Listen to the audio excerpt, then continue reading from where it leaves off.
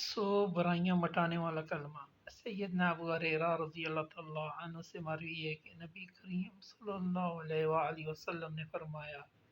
جس نے دن میں 100 مرتبہ لا الہ الا اللہ وحدہ لا شریک لہ لہ الملک ولہ الحمد وہو علی کل شیء قدیر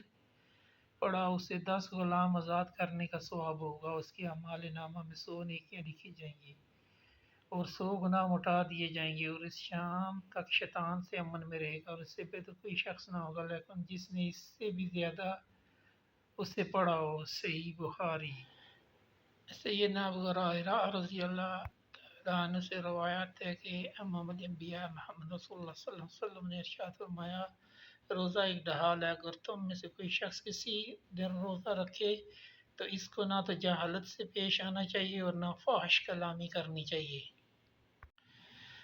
حضرت ابو ہریرہ رضی اللہ تعالیٰ عنہ سے مروی ہے کہ نبی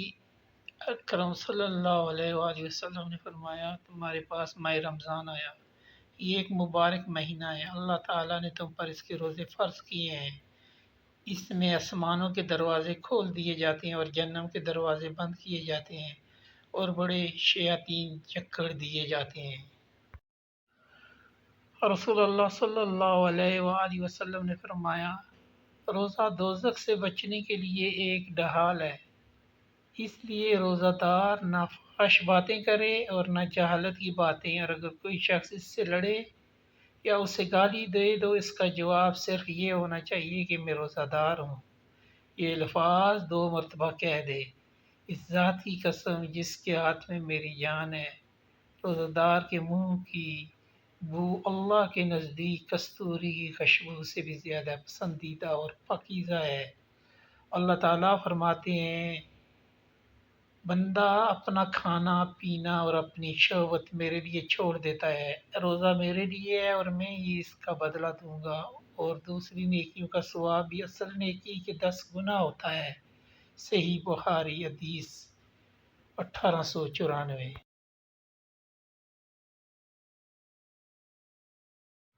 آپ صلی اللہ علیہ وآلہ وسلم رمضان کی فضیلت بیان فرما رہے تھے کہ جو شخص بھی اس میں ایمان اور نیت اجر و ثواب کے ساتھ رات میں نماز کے لیے کھڑا ہو، اس کے پچھلے تمام گناہ معاف کر دیے جائیں گے۔